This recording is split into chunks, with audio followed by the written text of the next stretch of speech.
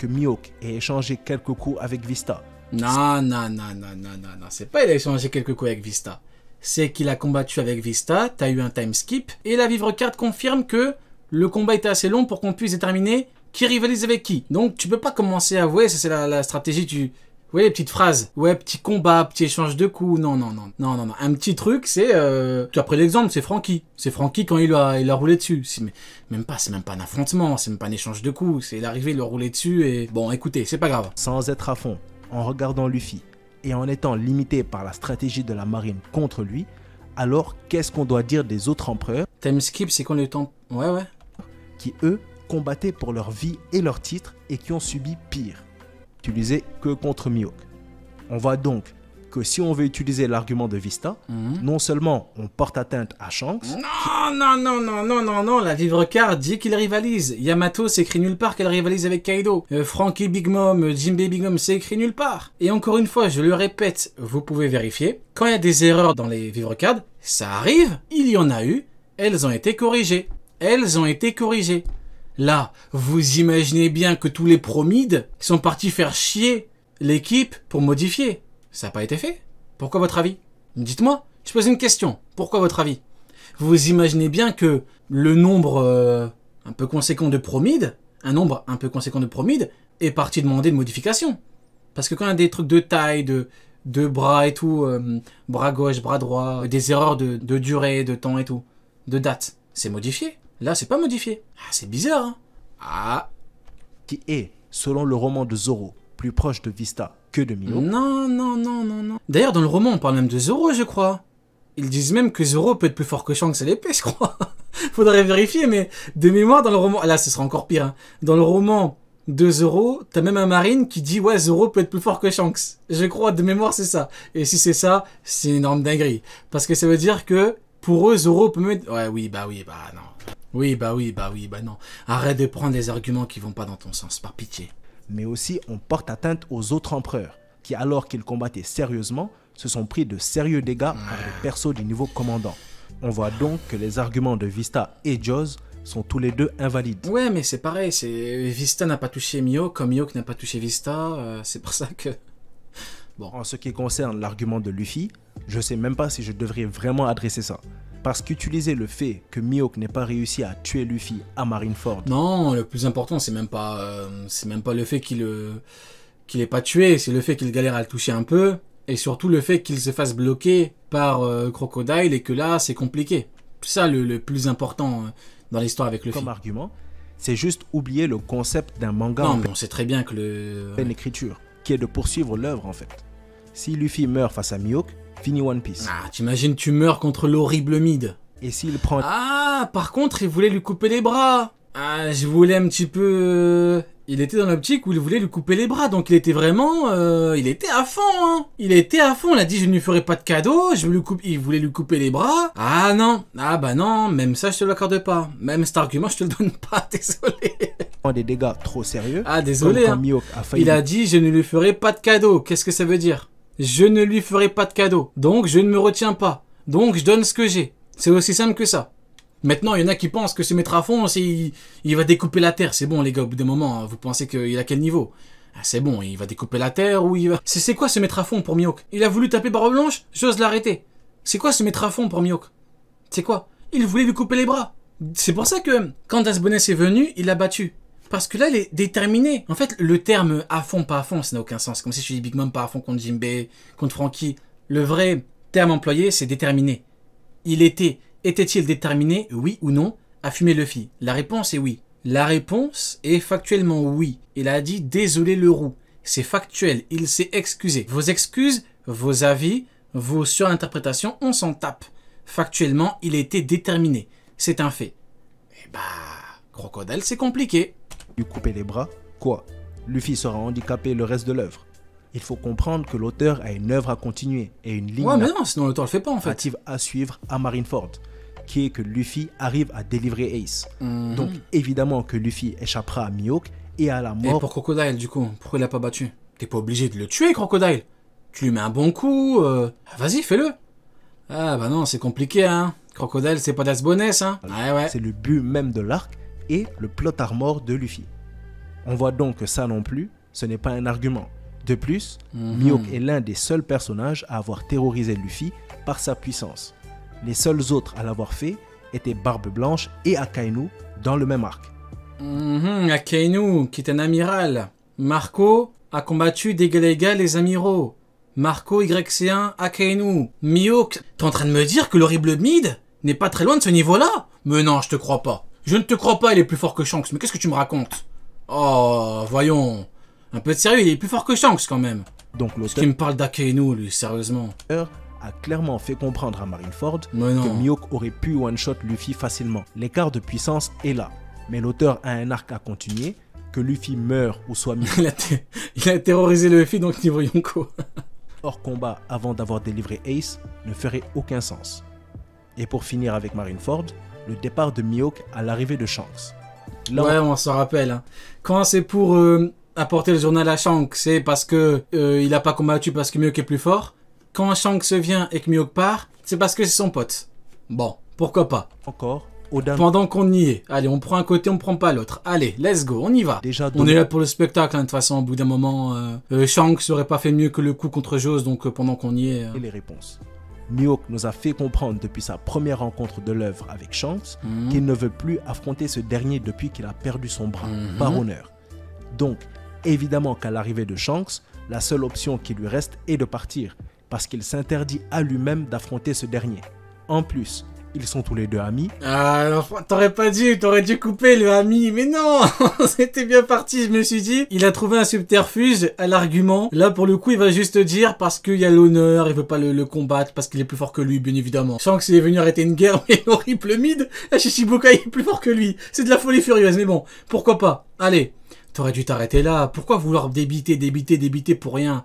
Il a voulu débiter, il a dit le mot interdit. Amis, bah du coup, pourquoi quand... Pour ce moment-là, c'est pas parce que c'est des amis que Shanks veut pas le fumer. Bah non, t'aurais dû t'arrêter là. Donc, Mihawk n'a aucune raison de rentrer en guerre contre Shanks pour la marine. Bah oui, mais c'est son pote. Mais qu'est-ce que Shanks en a à foutre au bout d'un moment? Ouais, il a insulté de manchot. Iguma, c'est un mec qui connaît même pas, il va cracher dessus, il a insulté, il a fumé le bar, il a versé de l'alcool. 4 trucs de ouf. Vous vous rendez compte? Je viens d'énumérer 4 trucs de ouf qu'Iguma a fait. Qui normalement lui aurait valu un coup d'épée... La gorge, hein. Il aurait dû le fumer. 4 trucs de ouf. Il a pas fait. Là, il dit manchot, c'est son pote au bout d'un moment. Tu veux quoi? Tu veux qu'il s'énerve, qu'il dise à tout le monde partez. On va combattre, on va faire un combat légendaire. C'est bon, les gars. Qui, selon ses propres dires au chapitre 234, est son ennemi. Donc là encore, c'est un argument invalide. En regardant les choses de plus près, on se rend donc compte... Là, il y a un mec plus fort que Shanks, là. À travers le statut de corsaire, les circonstances à Marineford et les éléments fournis par l'auteur et par l'œuvre, que cet arc ne reflète en rien un argument sérieux pour estimer la puissance de Mihawk. Le seul arc où il est là, vraiment, où il combat, où il attaque, où il dit je ne lui ferai pas de cadeau, où il dit je vais voir la différence entre moi et lui, on prend pas en compte. Que ce soit l'argument de Barbe Blanche, Jaws, Vista, Luffy ou Shanks. Oui, on prend rien en compte. On prend rien en compte. Tout ce qu'on doit prendre en compte, c'est 3 faucons. Tous ces arguments n'ont soit pas lieu d'être, ou alors ne font que rabaisser Shanks. Ce qui... rabaisser Shanks. À bout d'un moment, j'ai plus rien à dire. Hein. Le fait que Crocodile arrête Mihawk, ça rabaisse Shanks. Qui heurte leur but initial et nous permet de nous rendre compte qu'ils sont illogiques. L'ignoble Mid. Mais alors, si Marineford n'indique pas la véritable puissance de Mihawk, sur quoi est-ce qu'on peut se baser pour l'estimer? Si Marineford montre pas, les databooks montrent pas, y a rien qui montre. Eh bien c'est simple, l'auteur a déjà tout fait pour nous. Ah, le fameux Shanks, le fameux boost Shanks, bah oui. Bah oui, le vivre carte officiel on prend pas en compte, Marineford on prend pas en compte, les mots de Mihawk on les prend pas en compte, mais on prend en compte le fait que Shanks soit plus faible que lui. Bon, bah écoutez, pendant qu'on y est, hein, on prend rien en compte, sauf le fait que Mihawk est plus fort que Shanks. Let's go. Mihawk à Shanks et à Zoro pour nous permettre d'estimer son niveau. C'est la carte piège là. Là on a perdu les gars. Là il a utilisé le mot interdit. Hein. C'est Shanks. On a perdu. Mihawk est le grand rival de Shanks. C'est comme, encore une fois même exemple, Garp, rival de Roger, le seul qui pouvait rivaliser avec Roger. Malade, c'est même pas le prime, c'est Barbe Blanche. Affirmé à maintes reprises par l'auteur que c'est toujours le cas. La vivre carte de Mihawk précise que Shanks est son rival et dans les databooks, dans la section des relations, on peut voir que Shanks et Mihawk sont tous les deux respectivement annotés. Oui, comme Garp est le rival de Roger, tout à fait. Comme les rivaux l'un de l'autre. Et on peut vérifier. Comme Zoro et le rival était noté comme étant le rival de Mihawk, alors que Zoro n'avait pas du tout le niveau de Mihawk. Hein. Bon, pourquoi pas. Et que c'est bien au présent, parce qu'en même temps, sur la même page, Zoro est noté comme le disciple de Mihawk, chose qui n'est arrivée qu'après Marineford, montrant que Shanks et Mihawk sont toujours considérés comme des rivaux actuellement par l'auteur. Par conséquent, il suffit d'établir un rapport de force entre Shanks et ce dernier pour estimer son niveau. Et généralement, le débat s'oriente... Donc c'est ça, en fait, on prend rien en compte, sauf le fait que c'est son rival et donc qu'il a le même niveau que lui. Elle est belle la vie de Mihawk, hein. Tu peux faire ce que tu veux, tu peux te faire arrêter par qui tu veux, tu peux même perdre, tu peux dire ce que tu veux, hein. Et bah dans tous les cas, t'es plus fort que Shanks. Sa vie est incroyable, c'est formidable. Autour de 2 points. Quoi qu'il fasse, quoi qu'il dise, quoi qu'on lui fasse, quoi qu'on lui dise, plus fort que Shanks. Le titre d'empereur est le titre d'épéiste le plus fort du monde. Sauf que, quand tu fais un rapport de force, tu dois te baser sur un argument qui met uniquement en lumière la force du combattant. Alors que le titre d'empereur est un titre à plusieurs variables. Je pourrais être d'accord, mais le problème c'est que les Yonko sont les 4 pirates les plus forts du monde. Donc au bout d'un moment, même le databook le dit, hein, il parle de databook et... J'imagine qu'il ne prendra pas en compte le fait que le databook dise noir sur blanc que les 4 pirates les plus forts du monde sont les Yonko. Eh oui, bah j'imagine. Hein. La force individuelle à elle seule ne suffit pas pour devenir empereur. C'est pour ça que Baggy est devenu Yonko parce qu'elle a mis sous ses ordres de mecs. Ouais, Baggy est surtout devenu Yonko parce que il a plein de trucs et tout. Oui, bah oui. C'est vrai que Katakuri, qui a l'Empire... Merde, on m'entend? Donc je disais, c'est vrai que Katakuri, qui a encore l'empire de Big Mom, est devenu Yonko. Bah oui. Eh ben non. Il n'est pas devenu Yonko, pourquoi? Parce que il n'a pas le niveau individuel. Donc Baggy est devenu parce que la marine pense qu'il a le niveau. Ça, c'est... Bon, allez, c'est bon. Je m'éplay. Allez, c'est bon, on va arrêter. Territoire, de l'influence, et bien plus pour le devenir. Le roman Days nous dit exactement la même chose. Le titre d'empereur est donné à ceux capables de se construire un empire. D'où le nom... Et comment ils peuvent avoir un empire? Grâce à quoi? Empereur, qui est un titre... Comment t'as un empire? Parce que t'es archi fort. Si tu peux te faire écraser par n'importe quel clampin, t'es pas un empereur, tu peux pas avoir un empire dans OP. Donc Baggy, t'as l'ambiguïté sur le fait qu'il est ce niveau-là, justement. Sauf que, pour être un souverain, il faut des sujets sur qui régner et un empire. De plus, le chapitre 1058 nous fait clairement comprendre que non... Oui, il veut pas être Yonko comme Crocodile, il a dit « je sais pas pour toi », il y a tout là, regardez. « Je ne sais pas pour toi », donc Crocodile aurait pu devenir Yonko. A-t-il le niveau Yonko? Non, donc par pitié, arrêtez avec cette case, j'en peux plus. J'en peux plus, il dit quoi? « Je ne sais pas pour toi ». Donc Crocodile veut pas être Yonko, s'il dit « je sais pas pour toi », c'est que Crocodile aurait pu être Yonko, mais il a pas le niveau. Par pitié, les mecs. Non seulement Mihawk n'est pas intéressé par le titre d'empereur, mais même qu'il l'évite. Donc, non seulement à cause de la définition d'un empereur et de ce qu'elle implique, mais aussi des souhaits de Mihawk, on ne peut pas se pencher sur ce titre pour analyser. C'est quand même grave qu'il n'y ait pas d'argument valable hein, depuis le début. Hein. Il n'y a aucun argument qui le met plus fort que King déjà. Vous vous rendez compte ou pas? Il est censé nous prouver qu'il est plus fort que Shanks. Il peut même pas me prouver qu'il est plus fort que King. Vous vous rendez compte de la folie? Il peut même pas me prouver qu'il est plus fort que King, mais il veut me prouver qu'il est plus fort que Shanks. Mec! Le rapport de force entre ces deux-là.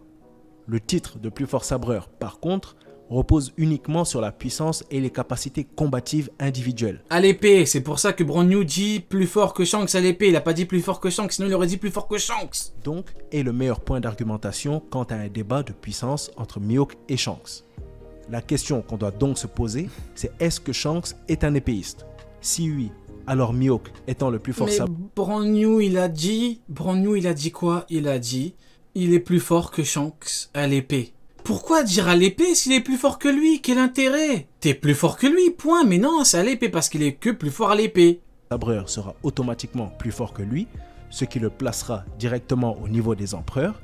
Et si la réponse est non, alors il sera impossible de départager objectivement... Vous vous rendez compte? Le fait, là, ce qu'il est en train de nous dire, c'est que son niveau Yonko, on ne peut le prouver qu'avec une seule chose, c'est s'il est plus fort que Shanks ou pas. Rendez-vous compte de la folie. Son niveau Yonko, on ne peut le prouver qu'à une seule chose, c'est qu'il faut qu'il soit plus fort que Shanks. Sinon, on peut pas le prouver. C'est formidable, hein.